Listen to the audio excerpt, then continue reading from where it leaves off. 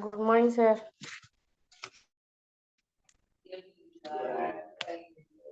Very good morning.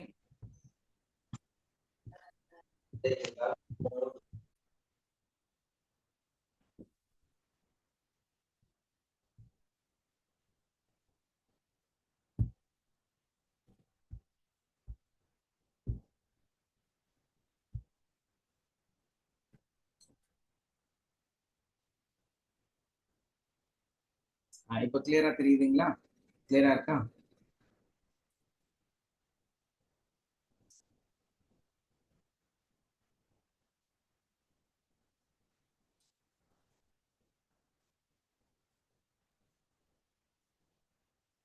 இந்த stress hormone வாழ்க வளமுடன். இருக்கக்கூடிய எஸ்மா வாழ்க வளமுடன். நல்லா இருக்குங்களா? நல்லா இருக்கும். எஸ். ஸ்ட்ரெஸ் ஹார்மோன் அப்படின்னு சொல்லக்கூடிய விஷயம் வந்து நமக்கு ஜென்ரலா நம்மளை வந்து நிறைய விஷயத்துல வந்து பாதிச்சிருக்கு. நம்ம வாழ்க்கையில இன்னைக்கெல்லாம் வந்து ஒரு சகஜமான வார்த்தை இல்லையா?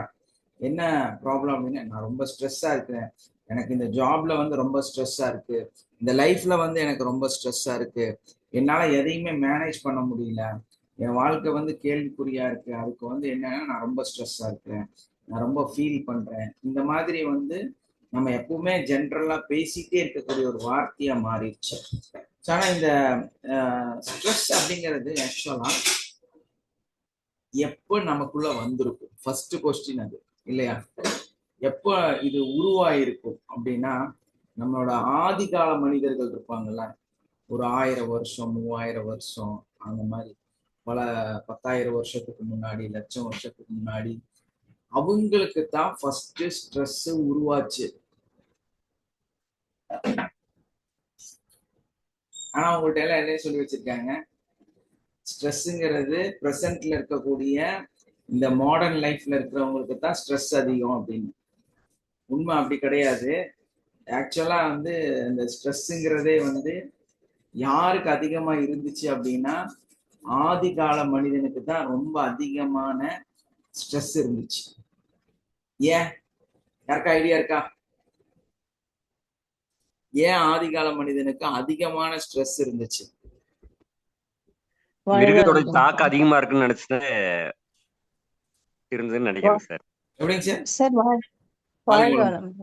அவங்களுக்கு ஃபுட்டு இருப்பிடெல்லாம் தங்குறதெல்லாம் இருந்திருக்காது, அதை தேடி அழுதுட்டு அப்படியே போயிட்டு இருந்துப்பாங்க சார். என்ன செய்யணும், ஏது செய்யணும், என்ன பண்ணணும்னு தெரியாம.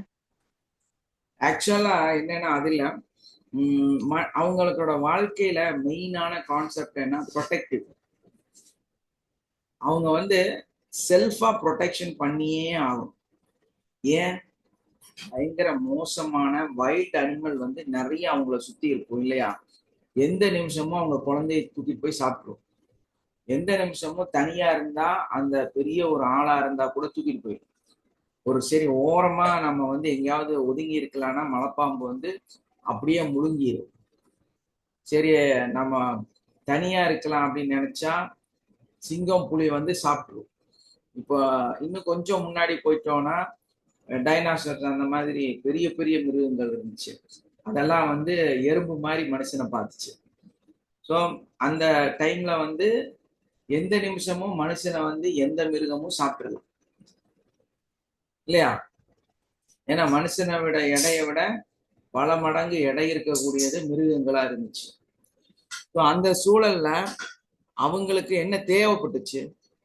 அவங்க எப்படி இருந்தாலும் கூட்டமா இருக்கணும், ப்ரொடெக்டிவா இருக்கணும், பாதுகாப்பு வளையம் அப்படிங்கிறது வந்து அவங்களுக்கு ரொம்ப முக்கியமான விஷயம். இப்ப ஸ்ட்ரெஸ் இருக்குமா இருக்காதா அவங்களுக்கு? ஏன்னா உயிர் வாழ்றக்கே தூங்கணும்னா ஒரு ஆள் கண் முடிச்சு உட்காரணும். எஸ், அதிகமா நாமளே போறதுக்கே 1000 டிராபிக்க கடந்து போகணுன்ற ஸ்ட்ரெஸ் இருக்கு. அப்ப அவங்களுக்கு அப்ப எவ்வளவு அனிமல்ஸ் வந்து கில் பண்ணி நம்ம சாப்பிடுறோன்ற ஸ்ட்ரெஸ் பயங்கரமா இருக்கும் சார். எங்க போய் அப்போ நம்மளோட ஹார்மோன்ல, நம்மளோட டிஎன்ஏல ஸ்ட்ரெஸ்ங்கிறது எப்ப ஸ்டார்ட் ஆயிருக்குது? பல லட்சம் வருஷத்துக்கு முன்னாடி ஸ்டார்ட் ஆயிடுச்சு இல்லையா? ஸோ அந்த ஸ்ட்ரெஸ்ங்கிறது ஒரு நேச்சர். என்னது ஸ்ட்ரெஸ்ங்கிறது? நேச்சுரல். ட்ரபிள் இல்ல அது. ஃபர்ஸ்ட் ஆஃப் ஆல் நம்ம அதை புரிஞ்சுக்கணும். ஸ்ட்ரெஸ்ங்கிறது ஒரு நேச்சர், ஒரு மனிதனோட வாழ்வியல் முக்கியமான ஒரு பொருள். நம்மளோட மனிதனோட வாழ்வியலோட ஒரு முக்கியமான நிகழ்வு. ஆனா இன்னைக்கு நம்ம அதை எப்படி பார்த்துட்டு இருக்கிறோம்? அவங்களுக்கும் ஸ்ட்ரெஸ் இருக்கும். என்ன ஸ்ட்ரெஸ்னா, எப்படியாவது எந்த மிருகமும் தனக்கு பக்கத்துல வராம இருக்கிறதுக்காக என்னெல்லாம் செய்யலாங்கிற ஸ்ட்ரெஸ் அவங்களுக்கு இருந்துட்டே இருந்தது. அவங்க அப்படிதான் வாழ்ந்தாங்க இல்லையா? அந்த வாழ்க்கையில அவங்க அந்த ஸ்ட்ரெஸ் வந்து ஒரே ஒரு ஸ்ட்ரெஸ்ஸாக இருந்தனால அட்ஜஸ்ட் ஆயிட்டாங்க. அப்போ நம்மளோட வாழ்க்கையோட முக்கியமான ஒரு வாழ்வியல் தான் ஸ்ட்ரெஸ் மேனேஜ்மெண்ட் அப்படிங்கிறது. இது வந்து நம்ம ரொம்ப சிந்திச்சு ரொம்ப ஆலோசனை பண்ணி நம்மளோட தாட்ஸ்ல ஸ்ட்ரெஸ்னா மோசமானது நம்ம உருவாக்கி வச்சிருக்கோம். என்ன பிரச்சனை? ஸ்ட்ரெஸ்னா ஒரு மோசமான செயல், ஒரு மோசமான நிகழ்வு அப்படின்னு நம்ம என்ன பண்ணிட்டோம்? அதை உருவகப்படுத்திட்டோம். எப்பவுமே வந்து நம்மளோட சிந்தனையில எதை எப்படி நம்ம பாக்குறோமோ அது மாதிரி தானே அது ரிஃப்ளெக்ட் ஆகும். அப்ப ஸ்ட்ரெஸ் வந்து ஒரு வாழ்வியல் பாதுகாப்பு வளையங்கிறத புரியாம நம்ம அதை வந்து ஒரு டிசீஸாகவும் அது ஒரு பெரிய ப்ராப்ளமாகவும் நம்ம ஃபர்ஸ்ட் திங்க் பண்ணிட்டோம். ஃபர்ஸ்ட் நம்ம எதுக்குள்ள இருந்து வெளி வரணும், எதை விடணும் அப்படின்னா ஃபர்ஸ்ட் ஸ்ட்ரெஸ்ங்கிற சிந்தனை தப்பில்லைங்கிறத நம்ம உணரணும். ஏன்னா அது நம்மளுடைய வாழ்க்கையோட அடிப்படை, நம்ம வாழ்க்கையோட ஒரு முக்கியமான நிகழ்வு அப்படிங்கிறது நமக்கு தெளிவு.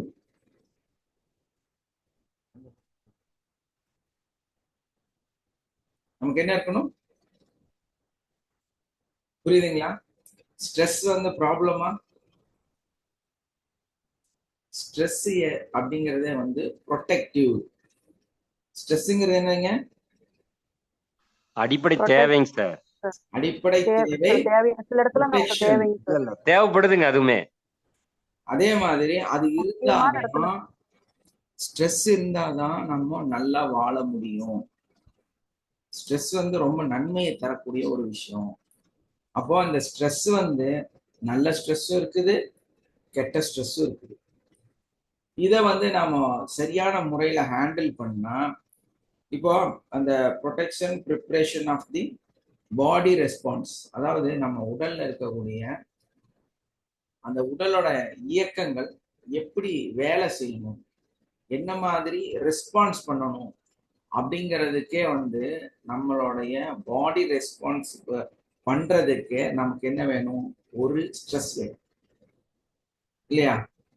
அந்த ஸ்ட்ரெஸ் இருந்தாதான் அந்தந்த சூழ்நிலைக்கு தகுந்த மாதிரி எதுக்காக எந்த நிலைக்காக அப்படிங்கிறது நமக்கு தெரியும். நம்ம ஏன் அந்த வேகமா செயல்படணும், ஏன் வேகம் இல்லாம செயல்படணும், வேகமான சூழ்நிலையிலும் நிதானமா இருக்கணும், எங்க வந்து அந்த நிதானமும் அதிக கோபத்தை ஏற்படுத்தாம இருக்கணும் அப்படின்னு பல விதமான நிகழ்வை வந்து நமக்குள்ளார கண்ட்ரோல் பண்ணக்கூடிய ஒரு விஷயம் இல்லையா? நமக்கு இப்போ வண்டி ஓட்டுறோம் அப்படிங்கும்போது டூ வீலர்ல போகும்போது ஒரு நல்ல விஷயம் என்ன, அதுக்கு ஒரு பயம் கண்டிப்பா வேணும். அப்பதான் நீங்க பாதுகாப்பா வண்டி ஓட்டுவீங்க. உங்களுக்கு அந்த பயமே இல்லைன்னா என்ன ஆகும்? இந்த பசங்க, சின்ன பசங்க எல்லாம் வந்து வண்டி எடுத்துட்டு வேகமா போய் ஆக்சிடென்ட் ஆகி பெரிய மரணம் எல்லாம் சம்பவிக்குது. அதுக்கு என்ன காரணம் அப்படின்னு நம்ம பார்க்கும்போது அவங்களுக்கு ஸ்ட்ரெஸ் இல்லை, பயம் இல்லை இல்லையா? அப்ப அவங்க என்ன பண்றாங்க? கவலை இல்லாம தாறுமாறா வண்டி ஓட்டி கடைசியில அவங்க உயிரையே இழந்துடுறாங்க. இதே இடத்துல நம்ம என்ன பண்றோம்? இந்த மாதிரி நிகழ்வு நடந்துரும் அப்படிங்கறதுனால நமக்குள்ள ஒரு சின்ன ஸ்ட்ரெஸ். அப்ப நம்ம என்ன பண்றோம்? கண்ட்ரோலா பார்த்து நிதானமா அதிவேகமாகவும் போகாம, ஆனா தேவைக்கேற்ப அந்த வேகத்தை அதிகப்படுத்தி கம்மி பண்ணி நம்ம வண்டி ஓட்டுறோம்.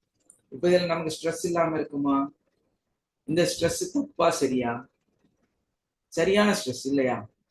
அந்த பசங்களுக்கு அந்த ஸ்ட்ரெஸ் இல்லாதனாலதான் மரணமே சம்பவிச்சிருச்சு. அதே வந்து நமக்கு ஸ்ட்ரெஸ் இருக்கிறனாலதான் நம்ம ரொம்ப சேஃபா போய் சேஃபா வரும். ஸோ அப்ப நம்ம கொஞ்சம் டென்ஷன் அடிக்கணுமா அப்படின்னா அடிக்கணும்.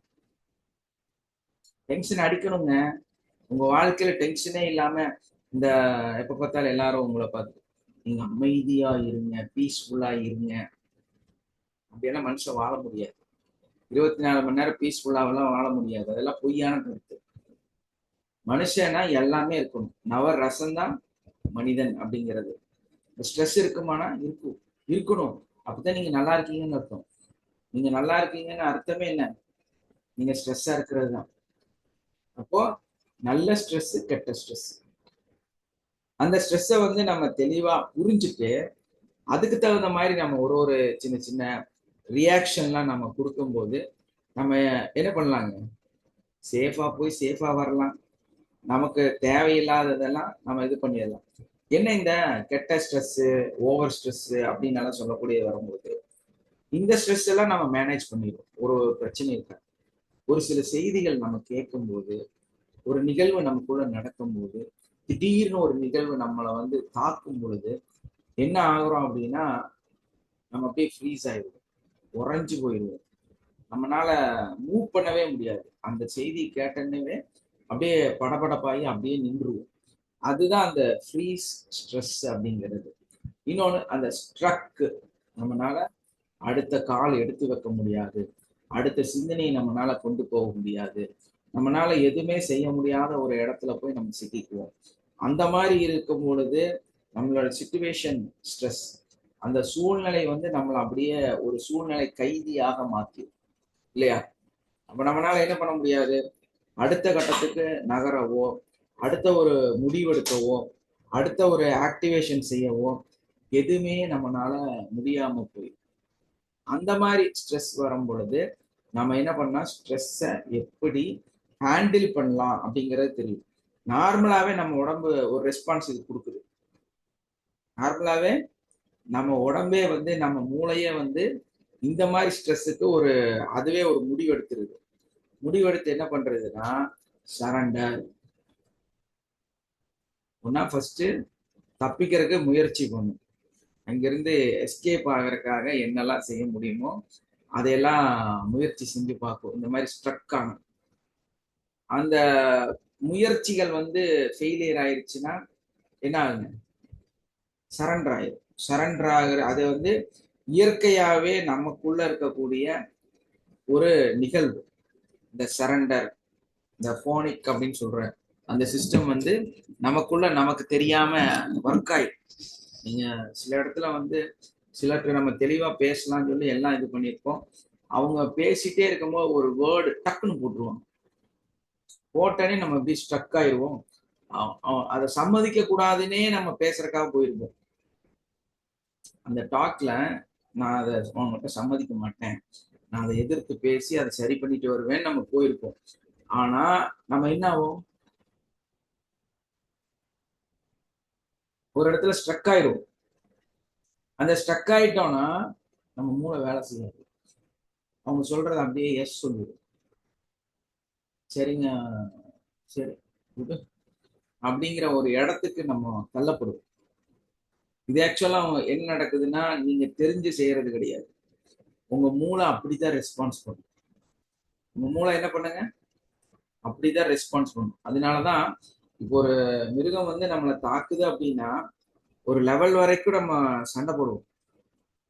அந்த லெவல் வந்து நம்மளை விட்டு போயிருச்சு, நம்ம வந்து மன ரீதியா தோத்துட்டோம் அப்படின்னா அவங்க அந்த மிருகத்துக்கு நம்மளை விட்டு கொடுத்துருவாங்க. அப்படி மரணத்தையே ஏற்றுக்கொள்ளக்கூடிய மனநிலையை வந்து நம்மளுடைய மூளை வந்து செய்யும். இப்போ இந்த மாதிரி கான்ட்ராக்ட் பேசுறது, ஒரு டீல் பேசுறது அப்பெல்லாம் தோத்து போறதுக்கு காரணம் என்னங்க? நம்மளுடைய பழைய டிஎன்ஏல இருக்கக்கூடிய பிரச்சனை, ரெஸ்பான்ஸ் பண்றது. போன் ஸ்டேஜ் அப்படின்னு சொல்றாங்கல்ல, அந்த அந்த நிலை வந்து நம்ம உறைஞ்சு போய் நம்ம மூளை வேலை செய்யாம அப்படி ஸ்ட்ரக் ஆகி நிற்கும் பொழுது நம்ம இந்த மாதிரி ஒரு சரண்டர் நிலைக்கு போயிடும். அதனாலதான் சில இடங்கள்ல வந்து அது கொஞ்சம் கொச்சையா இருந்தாலும் இந்த பெண்கள் வந்து இந்த தவறான நிகழ்வுகள் நடக்கும்போது, கற்பழிப்பு அந்த மாதிரி எல்லாம் ஆகும்போது பாவம் அவங்க வந்து ஒரு லெவலுக்கு மேல ஒன்றும் பண்ண முடியாம அப்படியே சரண்டர் ஆயிடுவாங்க. ஆனா அவங்க நினைச்சா எதையாவது செஞ்சிருக்கலாம், எதையாவது பண்ண முடியும். ஆனா மனுஷனோட இயல்பு டிஎன்ஏ அப்படித்தான் இருக்குது. என்ன பண்ண முடியும்? அந்த நிகழ்வுல அவங்க அப்படியே தளர்ந்துருவாங்க. அப்படியே அது வந்து அட்வான்டேஜ் எடுத்துருவாங்க. இந்த மாதிரி மனுஷனுக்குள்ளாரையே இருக்கக்கூடிய செயல்கள் தான் வந்து நம்ம நிறைய இடத்துல சிலர் வந்து நம்மளை ஃபோர்ஸா ஒரு விஷயத்த செய்ய வைக்கும் போது எஸ் சொல்லுவோம். நம்மளால வந்து நோ சொல்ல முடியாது. அந்த கான்ட்ராக்ட் அது வேண்டாம் வேணும், நம்ம ஒரு ஒரு விஷயத்த பேசிட்டு இருக்கும் போது நம்ம தெரியாம நம்ம வந்து ஓகேங்க அப்படின்னு சொல்லுவோம். ஒரு லிமிட் வரைக்கும் நம்ம எகைன்ஸ்ட் பண்ணுவோம். ஒரு லிமிட் வரைக்கும் தான் நம்மளால வந்து எதிர்த்து பேச முடியும். ஒரு லிமிட் வரைக்கும் தான் நம்மளால எக்ஸ்பிளனேஷன் கொடுக்க முடியும். அதுக்கப்புறம் நம்ம மூளை என்ன சொல்லணும்னா உடு அப்படிங்கிற ஒரு ஸ்டேஜை இயற்கையாகவே ஏற்படுத்திடும். அப்போ ஆனா நம்ம என்ன நினைக்கிறோம் அப்படின்னா, நான் தான் அப்படி முடிவு எடுத்துக்கணும், ஐயோ நான் தான் மிஸ்டேக் பண்ணிட்டோம், அது ஏன் நான் அந்த வார்த்தை எஸ் சொன்னேன், இப்படி ரொம்ப கவலைப்படுறோம். நம்ம ரொம்ப நம்மளே கில்ட்டியா ஃபீல் பண்ணுவோம். ஆனா உண்மை அப்படி கிடையாது. இது மூளையோட செயல்பாடு. இந்த மூளை நம்மளோட கிளாண்டு, அட்ரினல் கிளாண்டு, அந்த கிளாண்டும் மூளையும் இப்படித்தான் பண்ணும், வேற வழி இல்லை. ஆனா பாருங்க 3 ஸ்டேஜ் ஃபைட் போடுதா. ஒரு திடீர்னு ஒரு சம்பவம் வரும்போது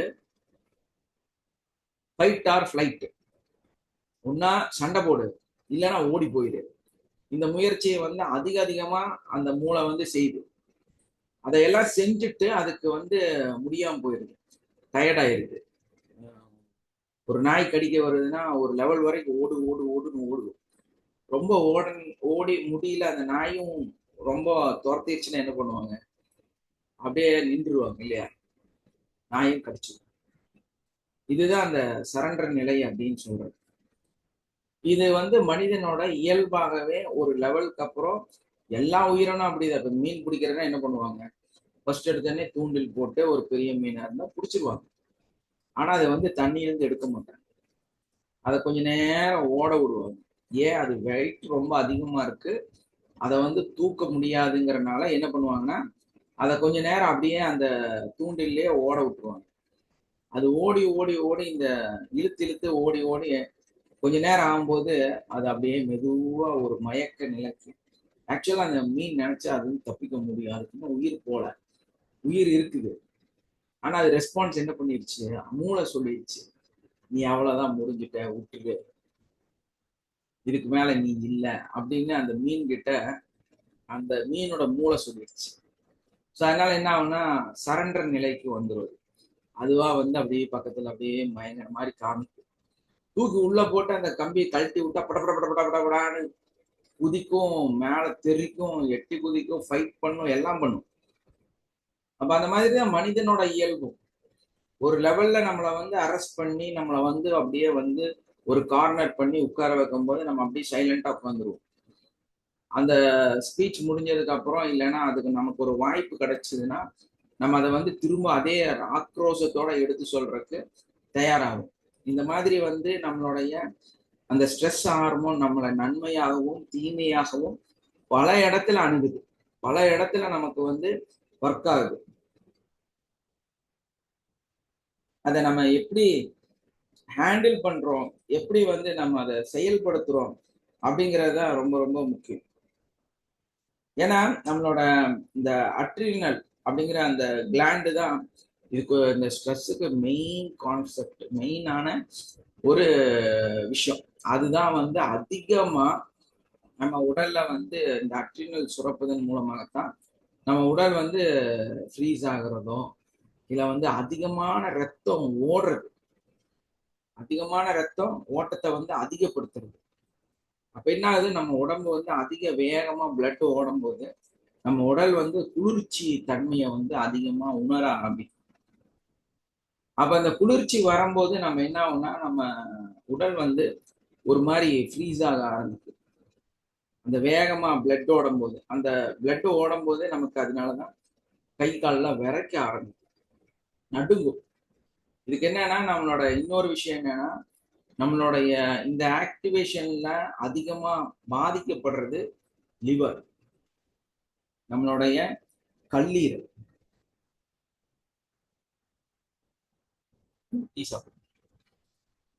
இங்க தர முடியாது, இருந்தாலும் அப்போ அப்படி வந்து நம்மளுடைய அந்த அட்ரினல் கிளாண்ட் ஒர்க் பண்ணா ஹார்ட்ல பீட் அதிகமாகி பிளட் அதிகமா ஓடி, ஆனா ஆக்சுவலா பாதிக்கப்படுறது யாருன்னு கேட்டா லிவர். ஏன்னா மன அழுத்தமும் அந்த மனதில் ஏற்படக்கூடிய அந்த பிரச்சனைகள் வந்து எதை ரிஃப்ளெக்ட் பண்ணும் அப்படின்னா நம்மளுடைய லிவரை தான் ரிஃப்ளெக்ட் பண்ணும். ஏன் மூளை வந்து பாதிப்புக்குள்ளாகுது, மூளை வந்து ஸ்ட்ரக் ஆகுது, மூளை வந்து வேலை செய்யல அப்படின்னா நம்மளுடைய லிவர் தான் அதிகமாக பாதிப்புக்குள்ளாகிறது. இப்போ ஒருத்தர் ட்ரிங்க்ஸ் அடிச்சா என்ன சொல்லுவாரு, நான் ஆரோக்கியமா இருக்கிறேன், என்னால வந்து யாரு கூட வேணாலும் சண்டை போட முடியும் அப்படின்னு அவர் வந்து ஒரு ஸ்ட்ராங்கா இருக்காரு. அதுக்கு காரணம் என்னன்னா நம்ம இந்த மாதிரியான லிக்கர்ஸ் எல்லாம் யூஸ் பண்ணும் பொழுது, போதைப் பொருள் யூஸ் பண்ணும்போது நம்மளோட லிவர் ஸ்ட்ராங் ஆயிடும். நம்மளோட லிவர் என்னவாக மாறுது, பயங்கரமான ஒரு ஸ்ட்ராங் ஆக்டிவிட்டிக்குள்ளார போகும். அப்படின்னா என்னன்னா அந்த அணையிற விளக்கு வேகமா எரியும் இல்லையா, அந்த மாதிரி தன்னையே அழிச்சிட்டு வெளிச்சத்தை தரக்கூடிய ஒரு நிலை. அதுதான் அந்த லிக்கர் இல்லைன்னா வந்து அந்த ட்ரக்ஸ் எல்லாம் யூஸ் பண்ணும் பொழுது நம்மளுடைய லிவர் என்ன பண்ணும், அந்த மாதிரி ஒரு அர்ப்பண நிலைக்கு வந்து அப்ப அது என்ன பண்ணும்னா அதிகமா சிந்திக்கிறது, அதிகமா செயல்படுறது, அதிகமான தன்னோட செயலை அதிகப்படுத்துறது, இந்த மாதிரி செஞ்சு என்ன பண்ணும்னா தன்னையே தான் அழித்து கொள்ளும். தன்னையே தான் நிறைய வடுக்களை வந்து அது மேல ஏற்படுத்திக்கும்.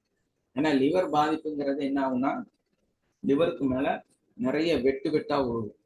அந்த வெட்டுகளுக்கு இடையில லைட்டா அழுகல் ஏற்படும், சளி, அந்த சலம் வந்து வடிய தொடங்கும், பஸ் செல்ஸ் வந்து உருவாகும். இப்படிதான் லிவர் வந்து கெட்டு போகும். இந்த நிலையை வந்து ஏற்படுத்தி அதுவே வந்து தன்னை அழிச்சு விட்டு மனிதனோட செயல்பாட்டை வந்து அதிகப்படுத்தி கொடுக்கும். அப்ப என்ன ஆகும்னா அதிவேகமா பிளட் ஓடும். நம்மளுடைய அந்த அட்ரினல் கிளாண்ட் வந்து ஓவரா வேலை செய்யறதுனால ஹார்ட் பீட் அதிகமாயி அது என்ன பண்ணுதுன்னா ஒரு லெவல் வரைக்கும் நம்மளை வந்து தள்ளி தள்ளி தள்ளி தள்ளி விடும். நம்மளோட அந்த ஸ்ட்ரெஸ்ஸை வந்து கண்ட்ரோல் பண்றதுக்கும் நம்ம வந்து அந்த ஸ்ட்ரெஸ்ல என்ன செய்யணும் ஏது செய்யணுங்கிற அடிப்படை. ஏன்னா எல்லாமே கோபமா வேகமா முடிவெடுக்கக்கூடிய நிலையில நம்ம இருப்போம் இல்லையா. அப்ப அந்த மாதிரி வேகமா கோபமா ஸ்பீடா, ஏன்னா உங்களுக்கு பின்னால துரத்துறது பெரிய ஒரு சிங்கம், பாம்பு. அப்போ நீங்க என்ன பண்ணணும், வேகமா செயல்படணும். உங்களோட வேகம் எப்படி இருக்குன்னா ஒரு 7 அடி சுவர் இருந்தா கூட எட்டி குதிச்சு ஓடி போற அளவுக்கு உங்க உடல் வந்து வேகமா இருக்கும். ஆனா அதே சுவரை வந்து நீங்க சும்மா தாண்ட சொன்னா தாண்ட மாட்டீங்க. ஒரு நாயோ இல்ல வந்து ஒரு கரடியோ இல்ல வந்து சிங்கமோ துரத்துச்சுன்னா ஓடி போய் எட்டி குதிச்சு ஓடிடுவீங்க இல்லையா. இந்த மாதிரி நம்மளோட உடலை அதிவேகமாக செயல்படுவதற்காக, ஏன்னா இந்த மிலிட்ரியில இருக்கிறவங்க எல்லாம் இந்த பயிற்சியை வந்து ஏற்படுத்தி வச்சுக்குவாங்க. அவங்க எல்லாம் அதை வந்து அதிகமா ஆக்டிவேட் பண்றதுனாலதான் அந்த ஸ்ட்ரெஸ் வந்து அவங்கள அந்த வேலைகளை செய்ய வைக்குது.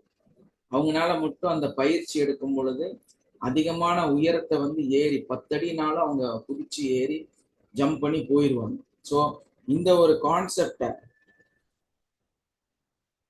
இந்த உடலோட இயக்கத்தை உருவாக்குறது நம்மளுடைய ஸ்ட்ரெஸ். ஆனா அது வந்து ஒரு எல்லை வரைக்கும் தான் அட்ரினல் வேலை செய்யும். அதுக்கு மேல வந்து அட்ரினல் வேலை செய்யும். அதுக்கப்புறம் என்ன வேலை செய்யுங்க யாருக்கா தெரியுமா? அட்ரினல் வேலை செய்யறது பத்தல அப்படின்னா அடுத்த ஆள் யார் இறங்குவாங்க? கார்டிசால், இன்னொரு கிளாண்ட் வந்து ஆக்டிவேட் ஆயிடும்.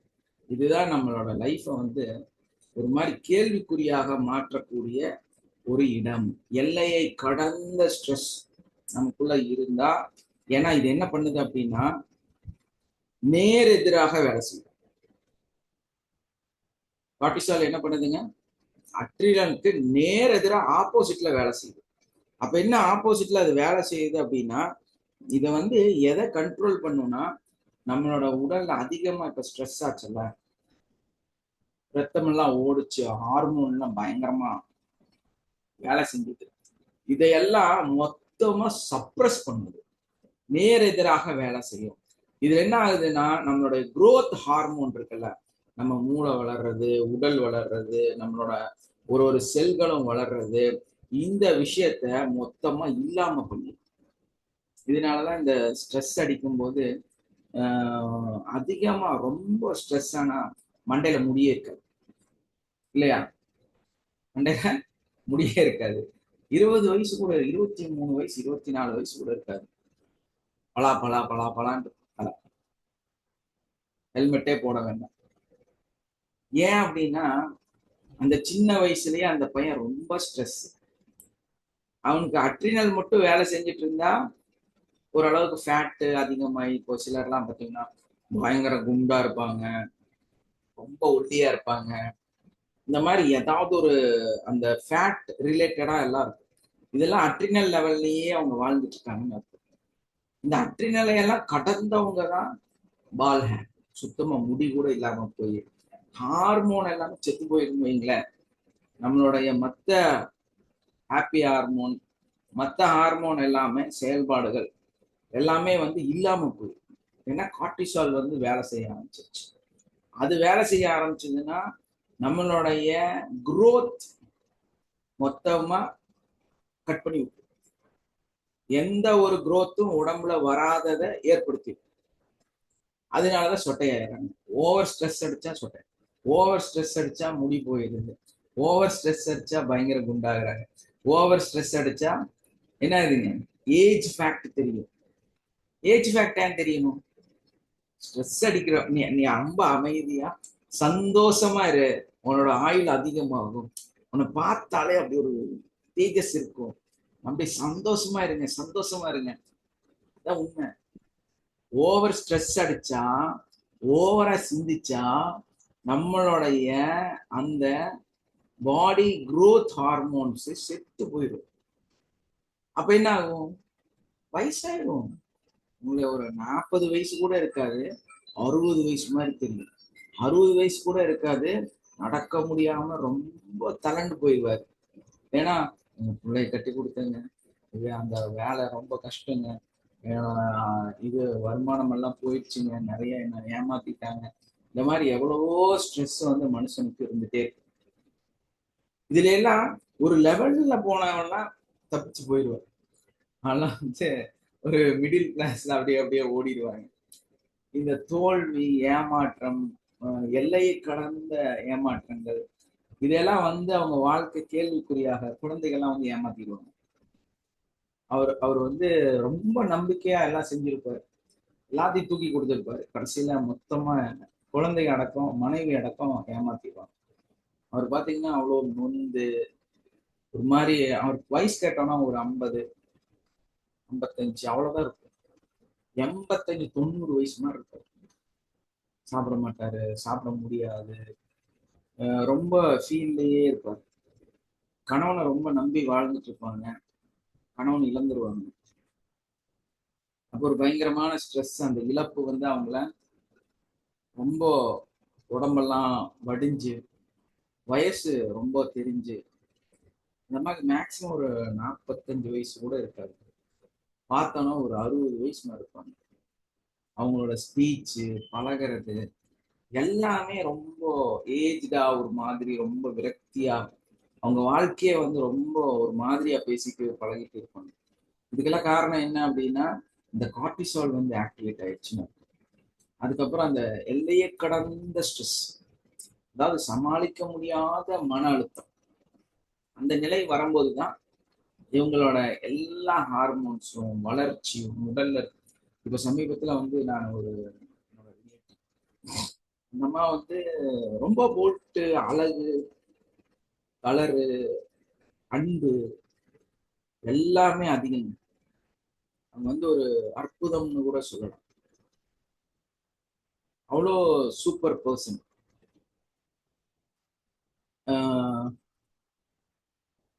அவங்க வீட்டுல வந்து ஒரு பெரிய இன்சிடென்ட் நடந்துருச்சு. ஒரு நம்பிக்கைக்குரிய ஒரு அவங்களோட மகன், அவன் வந்து ரொம்ப மோசமா நடந்துட்டான். ஸோ அந்த அம்மாவோட மனநிலை வந்து ரொம்ப பாதிச்சு மனசு விட்டுட்டாங்க. போனா என்ன லைஃப் அப்படின்னு நினைச்சிட்டாங்க போல இருக்கு. ஒரு 5 அடி இருந்திருப்பாங்கன்னு நினைக்கிறேன். 5 அடி 5.25 அடி ஹைட்டு இருந்திருப்பாங்க. உடம்பு நல்லா ஸ்டிஃபா நல்லா இருப்பாங்க. நல்ல ஒரு ஆக்டர்னே சொல்லலாம். அந்த அளவுக்கு வந்து கலர் இதெல்லாம் சூப்பரா இருக்கும். சமீபத்துல பார்த்தேன் 3.25 அடி கூட இருக்க மாட்டாங்க. சரியா 4 அடி இருப்பாங்களாங்கிறதே சந்தேகம். ஹைட்டு குறைஞ்சிருக்குங்க. புரியுதா நான் சொல்றது என்னங்கிறது ஃபீல் ஆகுது அவங்களுக்கு. இப்போ என்கிட்ட கேட்டாங்க என்ன ஃபீல் ஆகுதுன்னு கேட்டாங்க. நீங்க வந்து ஒல்லி எல்லாம் ஆகல, நீங்க வந்து உடம்பு இளைச்செல்லாம் போல, நீங்க வந்து என்ன ஆயிட்டீங்க அப்படின்னா சுருங்கிட்டீங்க அப்படின்னு சொன்னேன். என்னன்னு சொன்னேன்? சுருங்கிட்டீங்க, அதுதான் உங்க பிரச்சனை அப்படின்னு சொன்னேன். நோயெல்லாம் உங்களுக்கு இல்ல. கூடி குறுகிட்டாங்கன்னு சொல்லுவாங்க. எப்படிமா? கூனி குருவிட்டாங்க அப்படின்னு சொல்லுவாங்க. எஸ், கூனி குறுகிட்டாங்க. அவங்க அப்படியே சுருங்கிட்டாங்க. அந்த 3.25 அடி 4 அடி கூட இருக்காது. 5 அடி இருந்தா ஒரு 1.25 அடி 1 அடி கம்மி ஆயிட்டாங்க. ஏன்னா இப்ப அவங்க என்ன கிளாண்ட் வேலை செய்யுது, கார்டிசால் வேலை செய்யுது. ஸ்ட்ரெஸ் அட்ரினலை தாண்டிருச்சு. என்ன தாண்டிருச்சு? அட்ரினலை தாண்டி போயிருச்சு. ஸோ அவங்க அந்த மனசு விட்டுட்டாங்க. முடிஞ்சுரா போகுதுண்டா அப்படிங்கிற அந்த ஃபீல்குள்ள வந்துட்டாங்க. எல்லா மனுஷனுக்கும் இது நடக்குங்க. எல்லாத்துக்குமே இது நடக்குது. இயற்கையாவே வந்து நம்ம பார்க்கும் பொழுது நிறைய பெண்கள் வந்து இதுல பாதிக்கப்படுறாங்க. ஆண்கள் கூட வந்து இதை ஒரு அளவுக்கு அண்டர்ஸ்டாண்ட் பண்ணி வெளியே வந்துடுறாங்க. பெண்கள் வந்து கடுமையா இதுல வந்து பாதிச்சிடறாங்க. அவங்கதான் சுருங்குறாங்க மனுஷன். நீங்க கவனிச்சீங்கன்னா நல்லா தெரியும். அவர் சொன்ன மாதிரி கூனி குறுகி நிற்பது அப்படிங்கிறது வந்து ஒரு கேவலமான நிகழ்வு நடக்கும் பொழுது நம்ம அப்படியே போய் அவங்க கிட்ட இப்படி நிற்போம் இல்லையா? அது வந்து கூனி குறுகி நிற்கக்கூடிய ஒரு நிலை. நம்மளோட உடல்ல இருக்கக்கூடிய நம்ம உடலோட பாகங்கள், நம்மளுடைய ஹார்மோன், நம்மளுடைய செல்லு கூனி குறுகுது. சரிங்களா? நம்மளோட செல் என்ன பண்ணுது? கூனி குறுகுதுங்க. அது சின்னதாகுது. அது அதோட வளர்ச்சியை நிறுத்திக்குது. யார் இந்த வேலையை செய்யறாங்கன்னா இந்த கார்டிசால் செஞ்சிருக்கு. அது செய்யும் போது அந்த செல்லெல்லாம் சின்னதாயிடும். நம்ம உடம்பு வந்து அப்படியே சின்னதாயிடும். அந்த அளவுக்கு வந்து அந்த மனிதனோட மனநிலை வந்து பாதிக்கப்படுது. இந்த ஸ்ட்ரெஸ் அதிகமாகும் பொழுது, இந்த ஸ்ட்ரெஸ்ஸோட நிலை வந்து பிரச்சனையாக அவங்களுக்கு மாறும் பொழுது, அது நம்ம இந்த ஸ்ட்ரெஸ்ஸை வந்து ரொம்ப முக்கியத்துவத்தோட பார்க்க வேண்டிய ஒரு விஷயம் இல்லையா? ஏன்னா நம்மளோட ரத்தம் ஓடுற என்ன சொல்லுவாங்கல்ல, அந்த வயசு வந்து அப்படி பாம்பை மிதிக்கிற வயசு அப்படின்னு என்ன அர்த்தம்? அட்ரினல் வேலை செய்யும். அப்படி ஒரு பாம்பை கூட கையில பிடிச்சிருவான். அவ்வளோ எனர்ஜியா இருப்பாங்க அப்படின்னு அர்த்தம். அதே இந்த நிலை என்ன? நேர் எதிரான நிலை. அப்படியே மனுஷனை வந்து தலையில கமுத்தி போட்டிருக்கு. அந்த நல்லதும் கெட்டதெல்லாம் நடந்தது போய் மொத்தமா அழிவு. அந்த உடல் அழிஞ்சு போயிருது. அந்த உடல் சுருங்கி போயிருது. வயசு நமக்கு தோண ஆரம்பிக்குது. அந்த உடல் வந்து மெலிஞ்சு ஒரு மாதிரி சின்னதா மாறும் பொழுது அந்த மனநிலை வந்து அந்த அளவுக்கு மூளை வந்து நம்ம உடலை வந்து சுருக்கி ஒரு ஹார்மோனையும் ஒரு செயல்பாட்டையும் ஒரு உறுப்பையுமே சுருக்க ஆரம்பிக்குது. அதனாலதான் அதுக்கப்புறம் அவங்கள அதுக்கு வந்து வெளியே கொண்டு வரவே முடியாது. டாக்டர் எல்லாம் சொல்லுவாங்க, என்ன லாஸ்ட் எண்ட்ல சொல்லுவார், அவங்க பெர்ஃபெக்டா எதை எதிர்பார்க்கிறாங்களோ அதையே டைரக்டா செய்யுங்கன்னு சொல்லுவாங்க இல்லையா? அதாவது ஒரு பையனை வந்து அவர் லண்டன்ல இருக்கிறாரு, வரவே மாட்டாரு, அவர் வந்து பார்க்கவே மாட்டாரு. அந்த கடைசி வார்த்தை சில சினிமா அவரு நேர்ல வந்து பார்த்தாதான் அந்த உசுறு கூட நம்மளை விட்டு போகும்னு சொல்லுவாங்க இல்லையா? அந்த முதல் மரியாதையில எப்படி அவன் உசுரை பிடிச்சிட்டு அந்த பாட்டு பாடிட்டு அப்படி படுத்துட்டே இருப்பாரு. கடைசியா வந்து அந்த காலடி அது வச்சுன்னு டக்குனு உடம்பெல்லாம் துடிக்கும். அதுக்கப்புறம் கொஞ்சம் கொஞ்சமா பக்கத்துல வந்து அதுக்கப்புறமா அவன் பேசிட்டு இறந்து போயிடுவான். அந்த மாதிரி வந்து நம்மளோட உடல் இயற்கையாகவே அப்படிதான் வேலை செய்யும். ஸோ அந்த ரெஸ்பான்ஸ் அது ஒண்ணு கிடைச்சா மட்டும்தான் நம்ம கடைசி இறுதியை கூட வந்து நம்மளால நிர்ணயிக்க முடியும். அந்த அளவுக்கு ஒரு மோசமான ஒரு சூழ்நிலை நமக்குள்ள ஏற்படுத்தக்கூடியது வந்து நம்மளோட கார்டிசால். கார்டிசால் வேலை செய்யணுமா உங்களுக்கெல்லாம்? வேண்டாம் இல்லையா? கார்டிசால் சார் இன்னொரு கேள்வி கேட்பாங்க சார். அப்ப நம்ம வந்து மனம் கண்ட்ரோல் தான். எஸ், மனச சார் மனம் நினைச்சா உடல் இழைக்கங்களாமா? ஆமாங்க சார். நம்ம ஆரோக்கியமா இருக்கணும்னா நம்மளோட ஹாப்பி ஹார்மோன்ஸ் எல்லாம் நம்ம நல்லா ஆக்டிவேட் பண்ணி வச்சுக்கணும். சூழல்கள் வந்து நமக்கு மாறி மாறி வந்துட்டே தான் இருக்கும். அந்த நம்மளோட growth ஹார்மோனை நம்மளோட ஏசிடிஐன்னு சொல்லக்கூடிய அந்த சிஸ்டம் வந்து நமக்குள்ளார ஆக்டிவேட் ஆனா நம்மளால நம்மளே கண்ட்ரோல் பண்ண முடியாது. அது என்ன பண்ணுதுன்னா high level sugar, high level BP, high லெவல்ல வந்து அந்த நம்ம உடலை வந்து ரொம்ப கான்சியஸ் லெவல் வந்து ரொம்ப எக்ஸ்ட்ரீம் லெவலுக்கு நம்மளை கொண்டு போயிருது. இந்த மாதிரி எல்லாம் கொண்டு போகும்போது நம்மளால நம்மளையே மன கண்ட்ரோல். உளைச்சல்ங்கிறது வந்து ஒரு இயல்பான தன்மை தானுங்க. எஸ், ஆமாம் சார். வயிறு வந்து மெயினா பாதிக்கப்படுது. இதுல வந்து ரொம்ப இதோட ரோல்ல அது வந்து எதை அதிகமா அடிக்குது, லிவரையும் நம்மளோட அப்டமன்லையும் வந்து. ஆமா, லிவர் பாதிப்பான கண் பாதிப்பாக மாற ஆரம்பிக்கும். நம்மளோட உள்ள இருக்கக்கூடிய மனநிலை வந்து பாதிப்பு. ஏன்னா மொத்தமா சுருங்கும் போது கண் பார்வையில ஃபர்ஸ்ட் அடிக்கிறதே கண்ணாதான் இருக்கும். அதுக்கப்புறம் சார் அடுத்த பாதிக்க ஆரம்பிக்கும். ஆஹ் சார் டைஜஷன் ப்ராப்ளம் வந்து சுகரா மாறிடுது இல்லைங்க சார் முக்கியமா? லைக்கோஜன் வந்து ஆட்டோமேட்டிக்கா ஸ்டோரேஜ் அதிகமாயிருது இல்ல. இப்ப வந்து சுகருங்கிறது ஆக்சுவலா என்ன தெரியுங்களா, அது வந்து ஒரு சிம்டமேட்டிக் டிசீஸ். அது வந்து அது சிச்சுவேஷன் டிசீஸ்ன்னு சொல்லலாம், சிம்டமேட்டிக் டிசீஸ்ன்னு சொல்லலாம். அது வந்து ஆக்சுவலா வந்து டைரக்டா வந்து ஒரு நோயாக நம்ம வந்து டிக்ளரேஷன் பண்ண முடியாது. என்ன காரணம்னா இது வந்து ஒரு நம்ம இப்போ நம்மளை சுத்தி ஒரு சிச்சுவேஷன், ஒரு என்வரான்மெண்டல் ஓடிட்டு இருக்குன்னா அதை பேஸ் பண்ணி வர்றதுதான் இந்த சுகருங்கிறது. அது டிக்ளேர் பண்ணிட்டாங்க. ஏன்னா சக்கரை வியாதி இந்த சுகருங்கிறதே வந்து ஒரு டிசீஸ் கிடையாது, இட்ஸ் என்வரான்மெண்டல் டிசீஸ்ன்னு சொல்லிட்டாங்க. அது இப்போ சமீபத்துல தான் வந்து WHO வந்து அங்கீகரிச்சது. இது வந்து ஒரு சைக்கோசோமேட்டிக் டிசார்டர்ல வந்து வரக்கூடிய ஒரு நிகழ்வு. மனிதனோட மனநிலை மட்டுமே சுகருக்கு காரணம்னு சொல்லிட்டாங்க. ஏன்னா நீங்க வந்து அந்த தாட்ஸ் நிறைய மைண்ட்ல கொண்டு வந்ததுக்கு அப்புறம் அந்த சக்கரை வியாதிங்கிறதே வந்து வருதுன்னு வந்து நம்ம WHO வந்து டிக்ளரேஷன் பண்ணிருச்சு. அதனால நம்ம மனசை கண்ட்ரோல் பண்ண முடியும்னா சக்கரை வியாதியை கண்ட்ரோல் பண்ணிடலாம். அப்ப எப்படி எல்லாம் கண்ட்ரோல் பண்ணலாம் அப்படிங்கிறது சக்கரை வியாதிக்கு ஒரு கிளாஸ் எடுக்கலாம் போல. பார்ப்போம் ஒரு நாள் வந்து ஹவு டு கண்ட்ரோல் சுகர்னு சொல்லி நம்ம ஒரு கிளாஸ் எடுத்துடலாம். அதுல எப்படி எல்லாம் வீட்டுக்கு ஒரு நாள் சுகர் போடலாம்.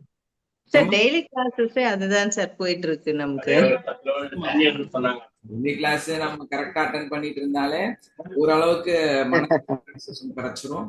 அது வந்து எல்லாத்தையும் கண்ட்ரோல் பண்ணிக்கலாம். இப்போ எனக்கும் சுகர் இருக்குது, நானும் வந்து தேவையான என்னென்ன செயல்கள் செய்யணும் செய்யறேன். அதே டைம்ல வந்து என்ன நான் கண்ட்ரோலும் பண்ணிக்கிறேன். லாஸ்ட் வீக் வந்து ஒரு 15 நாள் ஃபுல்லா ஸ்வீட் சாப்பிட்டேன். ஏன்னா மைசூர் போனா ஃபுல்லா ஸ்வீட், எண்ணெயில நெய்யில, அது எண்ணெயில அங்க ஃபுல்லா கீ தான். நிறைய ஸ்வீட்டு வாங்கிட்டு வந்தோம், சாப்பிடவும் செஞ்சோம். இப்போ 3 நாள் ஃபங்க்ஷன், 4 நாள் போயிருந்தோம், அதுலயும் நிறைய ஸ்வீட் தான் சாப்பிட்டோம். அப்படி வந்து நிறைய ஸ்வீட் சாப்பிட்டுருக்கிறேன். அப்புறம் செக் பண்ணி பார்த்தேன், 170 பிஃபோர் ஃபுட்டு. அதுவும் பார்த்துட்டேன் உடனே, அவ்வளோ சாப்பிட்டுட்டு 15 நாளாம். அதனால அது செக் பண்ணி பார்த்துட்டு எவ்வளவு ஏறி இருக்கு என்ன இருக்கு அப்படிங்கிறதுக்காக. ஸோ அது வந்து ஓரளவு கண்ட்ரோல்ல தான் இருக்கு. பயப்படக்கூடாது, சாப்பிடும் போது பயப்படக்கூடாது. கேஜி சார், வாழ்க்கை வளமுடன் சார். சார் WHO சார் கேக்குதுங்களா சார்? கேக்குது, சொல்லுங்க. கொஞ்சம் கேட்கற எனக்கு ப்ராப்ளம் தான், கொஞ்சம் சவுண்டா பேசுங்க. சார் WHO கூட சொல்லுதுங்களா சார், எல்லா நோய்களுக்குமே காரணம் மனசுதான் தானே சொல்லுது, சுகர் மட்டும் இல்லைங்களே சார். பொதுவா வியாதிகளுக்கு காரணம் எல்லா நோய்க்குமே காரணம் வந்து மனசுதான். இப்ப எப்படின்னா எல்லாமே அனுபவ ரீதியா தான் நாம போயிட்டு இருக்கிறோம். இடையில முழங்கால் வலி வந்துச்சு, இடுப்பு வலி வந்துச்சு, உங்களுக்கே எக்ஸ்பிளனேஷனோட சொல்லி கொடுத்தேன். என்னன்னா நீங்க வந்து இப்போ வந்து ஒரு முழங்கால் வலி வருது அப்படின்னா அதுக்கு காரணம் என்னன்னா நீங்க எங்கேயாவது போகலாம்னு நினைச்சிட்டு நான் போக மாட்டேன், போ உன் வீட்டுக்கு நான் வரமாட்டேன் அப்படின்னு ஏதோ ஒரு தாட்ஸ் கொடுத்துருப்பீங்க. என்ன பண்ணி வச்சிருக்கீங்க? உன் வீட்டுக்கு வரமாட்டேன், நாங்க போக மாட்டேன்னு ஏதோ ஒரு வார்த்தையை சொல்லியிருக்கீங்க. இந்த ஒரே ஒரு வார்த்தை தான் முழங்கால் வலி காரணம். அதிசயமா இருக்கு இல்லையா? நான் Yes, sir. கண்டுபிடிச்சது நான் சொன்ன இந்த ரெமெடியை யூஸ் பண்ண எல்லாத்துக்குமே வந்து முழங்கால் வலி சரியாயிடுச்சு, எனக்கும் சரியாயிடுச்சு. தெரிஞ்சோ தெரியாமலோ நான் வந்து எங்கேயோ ஒரு இடத்துல யாருக்கோ போக மாட்டேன்னு நான் சொல்லியிருக்கிறேன், அங்க வரமாட்டேன்னு நான் சொல்லியிருக்கிறேன், ஸோ சாரி நான் தெரியாம சொல்லிட்டேன் அப்படின்னு சொல்லி அதை வந்து சாரி கேட்டேன்னு அந்த வலி ஓடி போயிடுச்சு. என்னாச்சு? அந்த வலி வந்து சிம்பிளா ஓடி போயிடுச்சு. ஆனா நமக்கு தெரியல இந்த மாதிரி நிறைய விஷயங்கள் வந்து நம்மளோட டிசீஸ்க்கு காரணமா இருக்கு. ஒரு டிசீஸ்க்கும் ஒரு மென்டல் பேட்டர்ன் இருக்கிறதுனால அது அதுக்கு தகுந்த மாதிரி வேலை செய்யுது.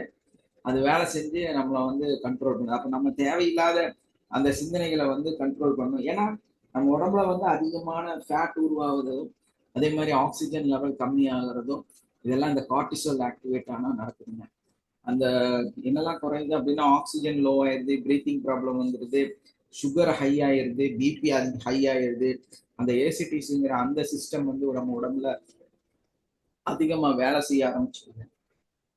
இது வந்து நம்மளோட பல நோய்களை வந்து நம்ம உடம்புல ஃபேட்டா ஸ்டோர் ஆகுறதுக்கும் முக்கியமான காரணமா அமைஞ்சிருக்கு. ஸோ இதெல்லாம் வந்து நமக்கு கிளியர் ஆகணும் அப்படின்னா நம்ம வந்து யூஸ்ஃபுல்லான ஸ்ட்ரெஸ்ஸும் டிஸ்ட்ரக்ட் பண்ணக்கூடிய ஒரு ஸ்ட்ரெஸ்ஸும் நமக்கு வந்து ரெண்டு ஸ்ட்ரெஸ் அடிப்படையில் இருக்கு. அதாவது நம்ம நல்ல ஸ்ட்ரெஸ்ன்னு வச்சுக்கலாம், கெட்ட ஸ்ட்ரெஸ்ன்னு வச்சுக்கலாம். இந்த நல்ல ஸ்ட்ரெஸ் நமக்கு இருந்ததுன்னா நமக்குள்ள வந்து ஒரு ஃபர்ஸ்ட் வந்து ப்ரொடெக்டிவ் வந்து நமக்குள்ளார அதிகமான எனர்ஜியை வந்து நமக்கு கொடுக்குது. அதான் நான் சொன்னேன்ல, காட்டுல வந்து சிங்கத்தின் இருந்து காப்பாத்திக்கிறது, டூ வீலர் ஓட்டும் போது பக்குவமா வண்டி ஓட்டுறது, அதே மாதிரி நம்ம பேசும்போது நல்ல வார்த்தைகளை பேசுறது, இந்த மாதிரியான விஷயத்துக்கும் நமக்கு ஒரு ஸ்ட்ரெஸ் இருக்கும் இல்லையா? நம்ம வந்து ரொம்பலாம் நல்லவங்களாம் கிடையாது. ஃபர்ஸ்ட் நம்ம அதை ஒத்துக்கணும். ரொம்பலாம் நீங்க சூப்பர்லாம் கிடையாது. ஏன்னா நீங்க மனுஷன், நீங்க வந்து கடவுளோ இல்ல வந்து ரோபோவெல்லாம் கிடையாது. சொன்னது அப்படியே சரி. உங்களுக்குள்ள நிறைய உணர்வுகள் உணர்ச்சிகளா இருக்கும். அப்ப நீங்க கோவக்காரங்களா அப்படின்னா ஆமா, உங்களுக்கும் டக்குன்னு கோபம் வரும். எஸ். அப்ப நம்ம என்ன பண்றோம்? கொஞ்சம் ஸ்ட்ரெஸ் வேணும். என்னன்னு, நம்ம வார்த்தையை நம்ம வெளியே விடும் போது கண்ட்ரோலா இருக்கணும். அந்த பயம் வந்து மனசுல இருக்கும். டூ வீலர் ஓட்டுறோம்னா இது ஆபத்து இருக்குங்கிற பயம் நமக்குள்ள இருக்கணும். ஒரு எக்ஸாம் எழுதுறோம்னா இதுக்கு நிறைய படிக்கணுங்கிற பயம் நமக்குள்ள இருக்கணும் இல்லையா? அப்பதான் நம்ம ஒழுக்கமா இருப்போம். ஒழுக்கம் எதுக்காக? ஏன் இவ்வளோ இதுல வந்து ஒழுக்கம் ஒழுக்கம்னு சொல்றாங்க? உங்களுக்கு பயம் இல்லைன்னா நீங்க ஒழுக்கமா இருக்க மாட்டீங்க. ஒரு தவறு செய்யறதுக்கு எல்லா வாய்ப்பும் கிடைச்சு அந்த தப்பை நம்ம செய்ய முடியுங்கிறதும் வந்து யாரும் நம்மளை நோட் பண்ண மாட்டாங்க. நம்ம வந்து தைரியமா அதை பண்ணலாம்னு தெரிஞ்சும் தப்ப பண்ணாம பேசாம, தப்ப பண்ணாம இருக்கு, தப்பா பேசாம இருக்கு, அந்த சிச்சுவேஷனை ஓகே பண்றது. இது வந்து இதுதான் அந்த பயம், அச்சம் மனசுக்குள்ள, மடம், மானம் இப்படியெல்லாம் சொல்லுவாங்கல்ல, இதுக்கு எல்லாத்தோட ஒரே டிஃபரன்ஸ். அப்ப இதையெல்லாம் சேர்த்துன ஒரு பொருள் தான் நமக்குள்ள இருக்கக்கூடிய அந்த ஸ்ட்ரெஸ். ஏன்னா இந்த ஸ்ட்ரெஸ் நமக்கு வேணும். இது இருந்தாதான் நம்ம ஒழுக்கமா இருப்போம், நல்லா இருப்போம், நல்ல மனிதனா நம்மளால வாழ முடியும். அப்ப இந்த ஸ்ட்ரெஸ் வேணும்னா கண்டிப்பா வேணும். நம்ம ப்ரொடெக்டிவா இருக்கணும். அந்த ஸ்ட்ரெஸ் இருந்தாதான் நம்ம என்ன பண்ண முடியுங்க?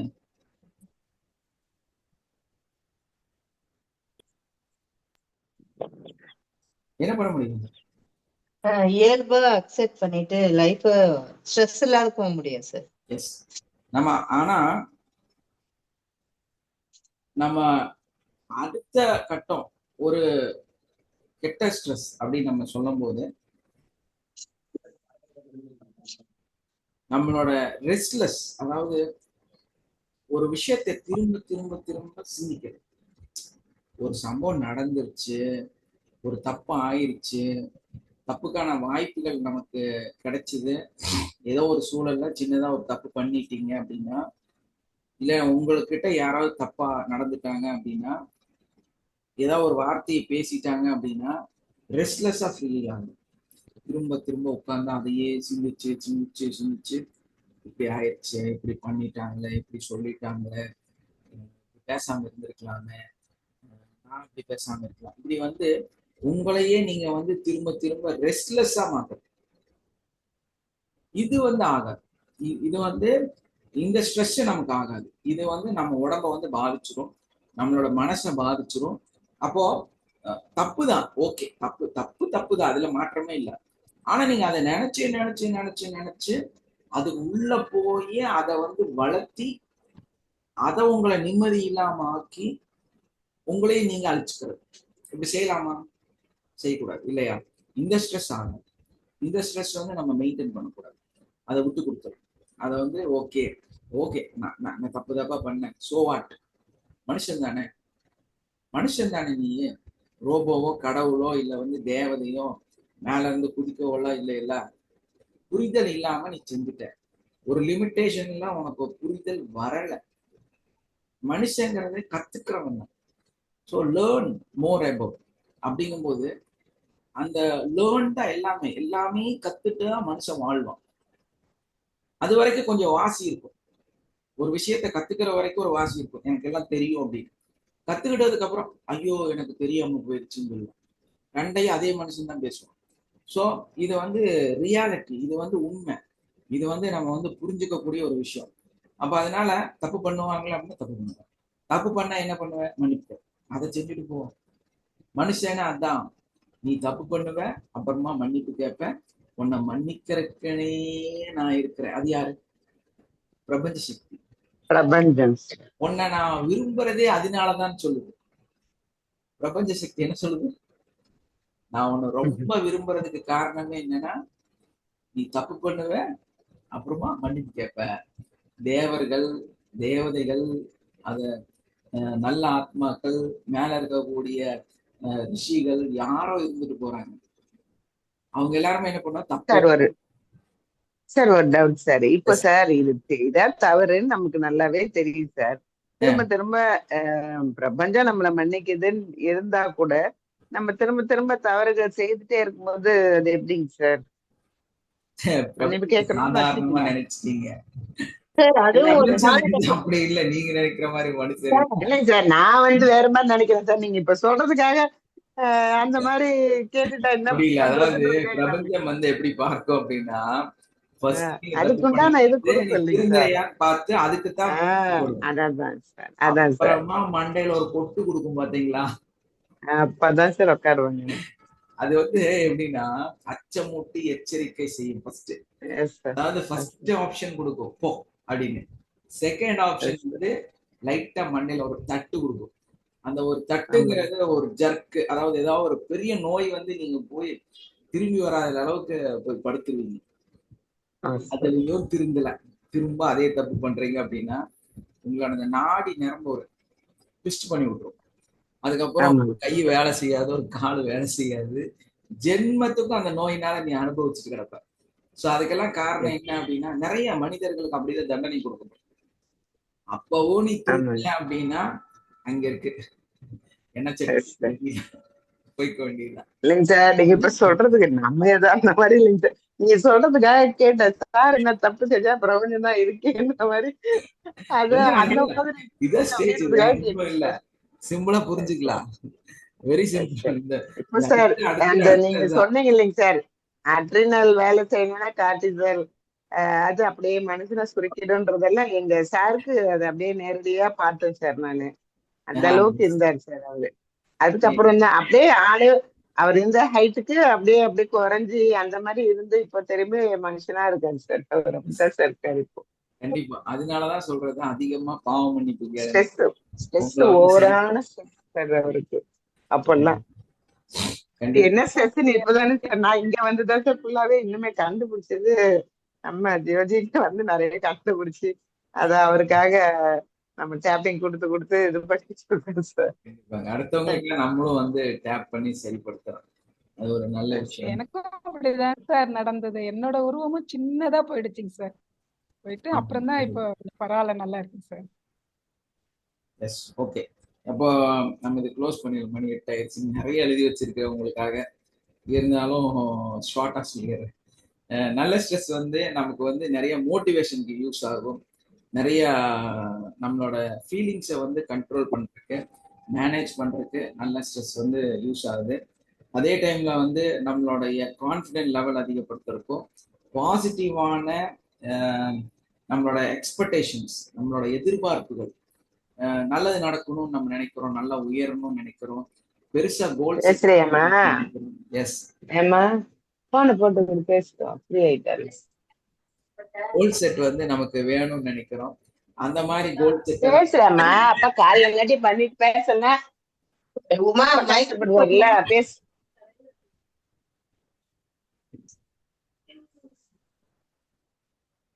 அப்ப அந்த மாதிரி நம்மளுடைய அந்த எக்ஸ்பெக்டேஷன்ஸ், நம்மளோட வாழ்க்கையோட கோல் செட்டை வந்து உருவாக்குறதுக்கு நமக்கு ஒரு ஸ்ட்ரெஸ் வேணும். அதுல வந்து இதே வந்து அப்படியே ஆப்போசிட்ல பார்த்தோம்னா நமக்கு வந்து இந்த நிறைய தவறான விஷயங்களை வந்து ஏற்படுத்தக்கூடிய இந்த ப்ரொக்ரஸ்டினேஷன், அதாவது நம்ம சோம்பேறித்தனம், அதை வந்து நம்மளோட அதிகமான ஸ்ட்ரெஸ் வந்து நம்மளை ஏற்படுத்துது. சோர்ந்து போயிடுவோம். நம்ம ஸ்ட்ரெஸ்ஸா நமக்குள்ள வரும்பொழுது, ஸ்ட்ரெஸ் அதிகமாகும் போது நம்ம டயர்ட் ஆயிடுவோம், சோம்பேறியாக மாற ஆரம்பிச்சிருவோம். அந்த மாதிரி ஸ்ட்ரெஸ் வந்து நமக்குள்ள எடுத்துக்க கூடாது. நம்மளால பர்ஃபார்மன்ஸ்ல வந்து ஸ்லோவாயிடுவோம், நம்மளால வந்து வேலை செய்ய முடியாது. நிறைய தேவையில்லாத ஃபியர் வந்து நமக்குள்ள எக்ஸ்ட்ரீம் லெவல்ல போயிடும். நம்மளோட எக்ஸ்பீரியன்ஸ் எல்லாம் நெகட்டிவான விஷயங்களை வந்து இருக்கும். இன்செக்யூரிட்டியா இருப்போம் நம்ம. அதாவது நமக்கு வந்து ஒரு பாதுகாப்பு இல்லை, யாரும் வந்து நம்மளை அங்கீகரிக்க மாட்டேங்கிறாங்க, நான் வந்து ஒரு ஒர்த்தா இல்லை, இந்த பூமியில வந்து நான் வந்து ரொம்ப வெயிட்டா இருக்கிறேன், எல்லாத்துக்குமே வந்து நான் பாரமா இருக்கிறேன். இந்த மாதிரியான தவறான சிந்தனைகளை வந்து நிறைய எடுத்துக்குவாங்க. இந்த மாதிரியான ஸ்ட்ரெஸ்ஸை வந்து நீங்க அவாய்ட் பண்ணணும். அதே டைம்ல பாசிட்டிவான உங்களோட எக்ஸ்பெக்டேஷன்ஸை வந்து அதிகப்படுத்தணும். நெகட்டிவான எக்ஸ்பெக்டேஷனை வந்து முழுசா நம்ம கம்மி பண்ணிக்கணும். அதே மாதிரி நம்மளோட டைம் மேனேஜ்மெண்ட், நம்மளோட ஆக்டிவிட்டியை வந்து அதிகப்படுத்தக்கூடிய விஷயங்களை வந்து நம்ம அதிகப்படுத்தணும். சிச்சுவேஷனை வந்து நமக்கு தகுந்த மாதிரி அமைச்சுக்கணும். அதே மாதிரி குரானிக்கா இருக்கக்கூடிய விஷயங்கள், இதுல நிறைய விஷயம் இருக்குது, நிறைய விஷயம் நம்ம பேசலாம். ஒன்னொன்னுக்கும் ஒரு டைம் மேனேஜ்மெண்ட், நமக்கு வந்து அந்த ஆக்டிவிட்டிஸ் வந்து சரியா நம்ம இதைதான் செய்யணும், இதைதான் செய்யக்கூடாது அப்படிங்கிற எடுக்கக்கூடிய அந்த ஸ்ட்ரெஸ். அதே மாதிரி சிச்சுவேஷன் அப்படின்னா, இப்போ நமக்கு வந்து ஒரு டெஸ்ட்டுக்கு போறோம், நம்ம அந்த லேர்னர் டெஸ்ட் நம்ம எடுக்கும் பொழுது, அந்த டிரைவிங் லைசன்ஸ் எடுக்கும்போது முன்னாடி வந்து ஒரு 8 போட்டு காட்டணும். அப்போ ஒரு எக்ஸாமினேஷன்னா எக்ஸாம் எழுதி ஆகும், ஒரு மீட்டிங் இருக்குன்னா அந்த மீட்டிங் வந்து நம்ம அட்டன் பண்ணி ஆகும். அப்போ ஒரு பயங்கரமான ஸ்ட்ரெஸ் வரும். இந்த ஸ்ட்ரெஸ் வந்து நம்மளை விட்டு போயிடும். அதனால அதை வந்து நம்ம வந்து ஒரு ஃபீலா நினைச்சு ரொம்ப ஸ்ட்ரெஸ் அடிக்கக்கூடாது. ஏன்னா நிறைய ஸ்ட்ரெஸ் நமக்குள்ள வரும், அது நம்மளோட சக்சஸை ஏற்படுத்தும், நம்ம கோல் செட்டை வந்து அடையிறதுக்கு ஒரு முக்கியமான நிகழ்வாக மாறும். அதே மாதிரி இந்த கிரானிக் தான் ரொம்ப நம்ம வாழ்க்கையை கேள்விக்குறியா மாற்றக்கூடிய ஒரு ஸ்ட்ரெஸ்.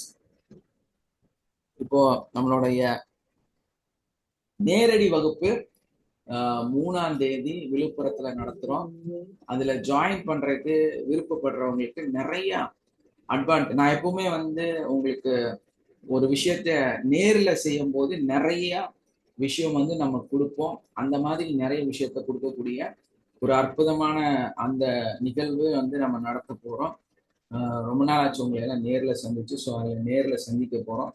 அந்த சந்திக்கிறது மட்டும் இல்ல, உங்க குடும்பத்துல இருக்கிற ஒருத்தரையும் கரெக்ஷன் பண்ணணும், அவங்களுக்கும் கொடுக்கணும். அதே மாதிரி உங்களோட ப்ராப்ளம்ஸை 1-to-1 உட்கார்ந்து சால்வ் பண்ண போறோம். அதாவது நம்மளோட டீம் மெம்பர்ஸ், அதாவது நம்மளோட அட்வான்ஸ் கோர்ஸ் முடிச்சவங்க, அவங்களோட ப்ராக்டிக்கல் செஷன் வந்து அங்க நடக்க போகுது. மெயின் அட்வான்டேஜ் அதுதான். யாரெல்லாம் அட்வான்ஸ் முடிச்சிருக்கீங்களோ அவங்கெல்லாம் டைரக்டா அங்க வந்து உட்கார்ந்து ப்ராக்டிக்கல் செஷன் நடத்த போறோம்.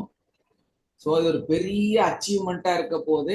அதனால யாரும் எதையும் மிஸ் பண்ணாம அந்த கிளாஸ் அட்டன் பண்ணுங்க, எல்லாரும் ஜாயின் பண்ணுங்க.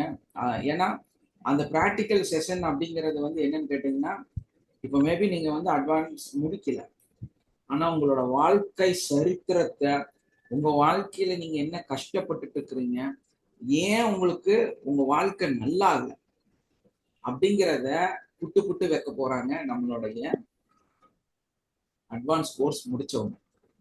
எல்லாம் ரெடியா இருக்கீங்களா? ரெடியா எஸ் இருக்கு சார். சார். ஒரு எல்லாத்தோட நாள் வாழ்க்கை பத்துங்களா சார்? சரித்திரத்தை நீங்க பேச போறீங்களா? Yes sir. ஒன் பண்ணலாமா? அத ஒரு நாள் பத்துங்களா சார்?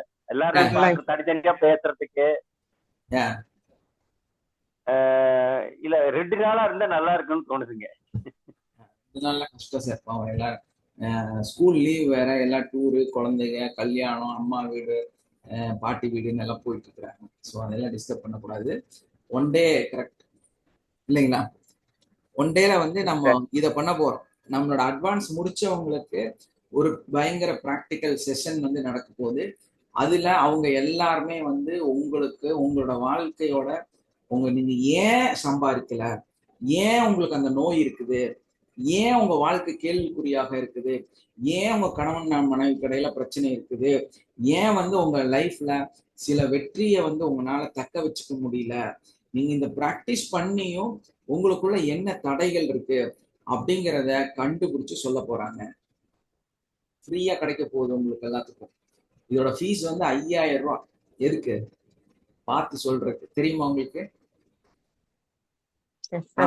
ஃபீஸ் 5000 ரூபாய். என்ன போன் பண்ணி, சார் இந்த மாதிரி பிரச்சனை, எனக்கு இந்த ப்ராப்ளம் சொன்னீங்கன்னா நான் அதை பார்த்து இதனாலதான் உங்களுக்கு பிரச்சனைன்னு சொல்றதுக்கு 5000 ரூபாய் ஃபீஸ். அதை வந்து ஃப்ரீயா செய்ய போறாங்க. அவங்களுக்கு ஒரு பிராக்டிக்கல் செஷன், உங்களுக்கு 5000 ரூபாய் மிச்சம். கிளாஸ் அட்டன் பண்ணலாமா வேண்டாமா? யாராவது ரிஜிஸ்டர் பண்ணிருங்க. ஏன்னா அதை பண்ணலைன்னா கடைசி டைம்ல கண்டிப்பா உள்ள வர முடியாது. அந்த டைரக்ட் ₹1 கூட வாங்க மாட்டேன் கையில.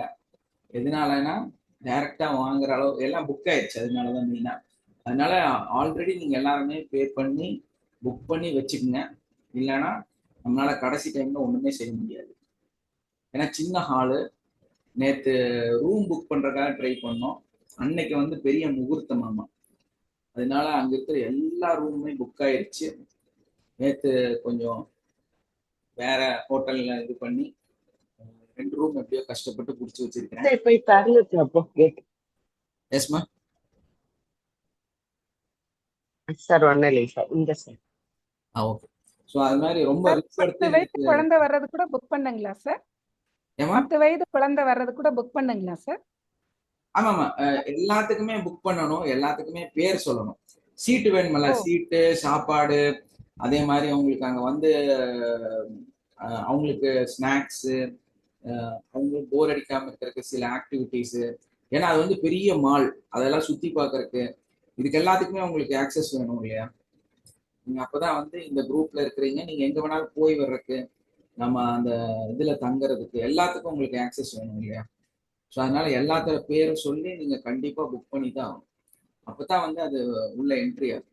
அது இல்லாம நீங்க கூட்டிட்டு வர குழந்தைகளுக்கு வந்து நம்ம டிஸ்கவுண்ட் கொடுத்துருக்குறோம்.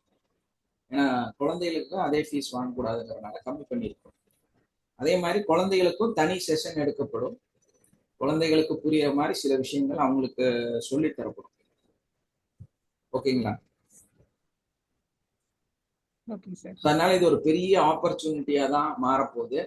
அதே மாதிரி யாரெல்லாம் வர்றீங்களோ அவங்களுக்கு எல்லாத்துக்குமே நம்மளுடைய ISO certified GOG healing company வந்து உங்களை ஒரு அங்கீகரிக்கப்பட்ட ஒரு நபராக சர்டிஃபை பண்ண போறோம். ஸோ அதே வந்து ஒரு பெரிய விஷயம் தான். அது இல்லாம இந்த நிகழ்வுக்காக தான் இப்போ நான் ஒரு கோர்ஸ் கம்ப்ளீட் பண்ணி, ஏன்னா இன்னும் இன்டர்நேஷனல் லெவல்ல நான் அங்கீகரிக்கப்பட்டிருக்கணும் இல்லையா? அதனால வந்து கூகுள், அமேசான், அப்புறம் அந்த இன்டர்நேஷனல் பிராண்டு யாரெல்லாம் இருக்காங்களோ அவங்கெல்லாம் வந்து நம்மளை இன்டர்நேஷனல் லெவல்ல வந்து ஒரு ட்ரைனர் அப்படின்னு சொல்லி அங்கீகரிச்சு அந்த எக்ஸாமினேஷன் வந்து எழுதணும். ஸோ எழுதி அதுல வந்து ஒரே அட்டம்ப்ட்ல பாஸ் ஆயிட்டேன். இதே ஒரு 2 வருஷத்துக்கு முன்னால இதே மாதிரி ஒரு எக்ஸாமுக்கு எனக்கு கிடைச்சது, எழுதினேன், ஃபெயில் ஆயிட்டேன். இப்போ 2வது திரும்ப இந்த எக்ஸாம் எழுதினப்போ ஒரே சிங்கிள் அட்டம்ப்ட்ல 80% மேல மார்க் எடுத்து பாஸ் பண்ணிட்டேன். ஸோ செகண்ட் அட்டம்ப்ட், ஃபர்ஸ்ட் அட்டம்ப்ட்ல ஃபெயிலு, செகண்ட் அட்டம்ப்ட்ல பாஸ் ஆயிருக்கேன். ஏன்னா அவ்வளோ கத்துக்க வேண்டியது இருந்துச்சு அதுல. அன்னைக்கு வந்து ஒண்ணுமே புரியல. ஏன்னா ஒண்ணு யூஎஸோடது, அவனுக்கு கேட்குற கொஸ்டின்ஸ் எல்லாம் ஒன்றும் புரிய மாட்டேங்குது. நானே எவ்வளவோ எக்ஸ்பிளனேஷன் பண்ணி பார்த்தேன், ஒன்றும் முடியல, ஃபெயில் ஆயிட்டேன். இப்போ வந்து அதே எக்ஸாம் திரும்ப எழுதினேன். இப்போ எழுதினப்போ பாஸ் ஆயிட்டேன், ஒரு அட்டம்ப்ட்லேயே பாஸ் ஆயிட்டேன். ஸோ அதனால உங்களுக்காக தான் இந்த எக்ஸாம் நான் எழுதியிருக்கிறேன். ஏன்னா இன்டர்நேஷனல் அங்கீகாரம் வேணும் இல்லையா, அதுக்காக நான் வந்து அந்த அளவுக்கு ட்ரெயினடா இருந்தாதான் உங்களுக்கு ஏதாவது செய்ய முடியும். நான் வந்து thank you sir, thank you sir. Yes, அதுக்காக தான் எக்ஸாம் எழுதினேன். லாஸ்ட் டைம் எழுதி ஃபெயில்.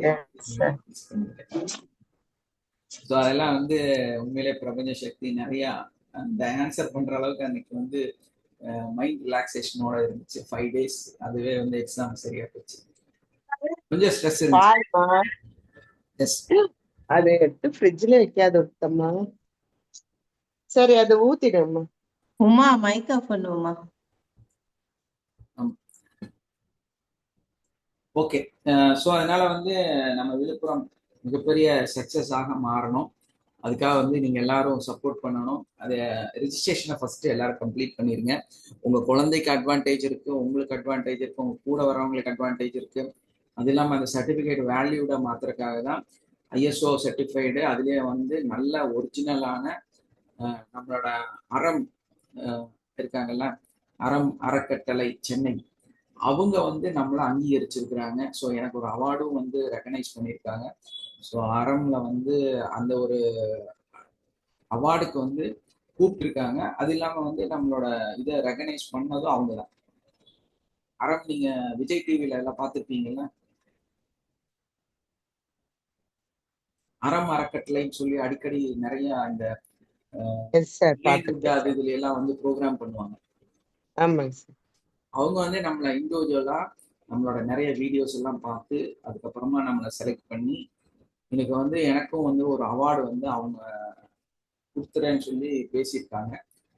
ஸோ நான் தான் கொஞ்சம் ரெஸ்பான்ஸ் இல்லாமல் இருக்கேன். இந்த ஒர்க்குனால நான் கொஞ்சம் பதில் சொல்லாமல் இருக்கேன். ஸோ அதை வந்து இன்னைக்கு நாளைக்கு கன்ஃபார்ம் பண்ணிடுறேன். கன்ஃபார்ம் பண்ணி, ஏன்னா நாமினி வந்து அவங்க கம்மியான ஆளுகளை தான் கொடுக்குறாங்க. ஸோ அதில் நான் வந்து செலக்ட் ஆகிருக்கிறேன். அது இல்லாமல் அந்த ஐஎஸ்ஓ வந்து அறம் கட்டளையோட தான் நம்மளோட ஐஎஸ்ஓ. ஸோ அதனால வந்து ஒரிஜினல் ஐஎஸ்ஓ. ஏன்னா நாளைக்கு அறம் அவங்க வந்து நமக்கு ஒரு பெரிய சப்போர்ட்டா இருக்க போறாங்க இல்லையா. ஏன்னா அவங்க வந்து இன்டர்நேஷனல் லெவல்ல பெரிய அங்கீகரிக்கப்பட்ட ஒருத்தங்க. ஸோ அவங்களோட ஐஎஸ்ஓ மூலமா நம்ம பண்றதுனால அது வேல்யூவான ஒரு விஷயமா மாறப்போகுது. அதனால ரொம்ப செலக்டடா ரொம்ப பார்த்து சும்மா ஏதோ இந்திக்காரன் வந்து ஐஎஸ்ஓ கொடுப்பான், 1000 ரூபாய் கொடுத்தா கிடைச்சிடும். ஸோ அந்த மாதிரி எல்லாம் இல்லாம ரியலாவே நம்மளோட எல்லா ஃபைலும் உள்ள கொடுத்து நம்ம 2.5 வருஷம் நடத்துறதுக்கான அந்த ஒரிஜினல் வீடியோஸ் எல்லாம் காமிச்சு நம்ம ஸ்டார்ட் பண்ணது, நம்மளோட ஜிஎஸ்டி, நம்மளோட பில்லு, நம்மளோட ஸ்டூடெண்டோட இது, இந்த மாதிரி நிறைய ப்ரூஃப் கொடுத்து தான் அவங்க நம்மளை வந்து தேர்ந்தெடுக்கவே சொன்னாங்க. நிறைய கொஸ்டின்ஸ் சொன்னாங்க, நிறைய விஷயம் நம்மகிட்ட இருந்து ப்ரூஃபா வாங்கியிருக்காங்க. அதனால அது வந்து ரொம்ப ஒர்த்தபிள் ஒன்று தான். அந்த சர்டிஃபைடே வந்து இன்னும் எனக்கு வந்து அந்த ஹார்ட் காப்பி வந்து இன்னும் அனுப்புனதுக்கு அப்புறம் தான் நம்ம வந்து அது சீல் வைக்க முடியும். அந்த ஐஎஸ்ஓ சீல் வச்சு உங்களுக்கு தர முடியும். ஸோ அந்த அளவுக்கு வந்து அந்த நாளை வந்து நான் அவ்வளோ முக்கியத்துவம் பண்ணியிருக்கேன். அதனால வந்து யாரும் மிஸ் பண்ணிடாதீங்க. டைரக்டா வரவங்களுக்கு தான் அந்த சர்டிஃபிகேஷன் கொடுக்க போகிறோம். அதனால எல்லாருமே அங்கே டைரக்டா நேரில் வாங்க. ஓகே, எஸ்மா. ராஜேஸ்வரி எல்லாம் அங்கே டைரக்டா வந்துருங்க. இன்னும் உங்க பேர் எழுதுலன்னு நினைக்கிறேன் இல்லையா ராஜேஸ்வரி? சார் கண்டிப்பா கண்டிப்பா வந்துருங்க சார். எஸ்மா. இதுல வாட்ஸ்அப்ல நமக்கு வந்து ஹாய் சொல்லி அந்த ரிஜிஸ்ட்ரேஷன் கம்ப்ளீட் பண்ணிருங்க. ஓகே, ஓகேங்க சார், தேங்க்யூ. Yes, thank you. இன்னும் யாரெல்லாம் வரணும்னு நினைக்கிறீங்களோ, சுமித்ரா இவங்க எல்லாம் வந்து வாங்க. மற்றவங்க எல்லாம் ஓரளவுக்கு புக் ஆயிட்டாங்க. Okay, thank you all. Have a nice day. Love you all. நாளை சந்திப்போம். வைண்ட் அப் பண்ணிடலாமா? எல்லாரும் டைரக்டா நேரில் எனக்கு வந்து மெசேஜ் பண்ணுங்க. ஓகே. நன்றிங்க சார், நன்றிங்க சார். தேங்க்யூ வாழ்த்துக்கள் சார். வாழ்த்து வாழ்த்துக்கள் வளமுடன் சார். Thank you, sir. தேங்க்யூமா. அதுதான் சார்.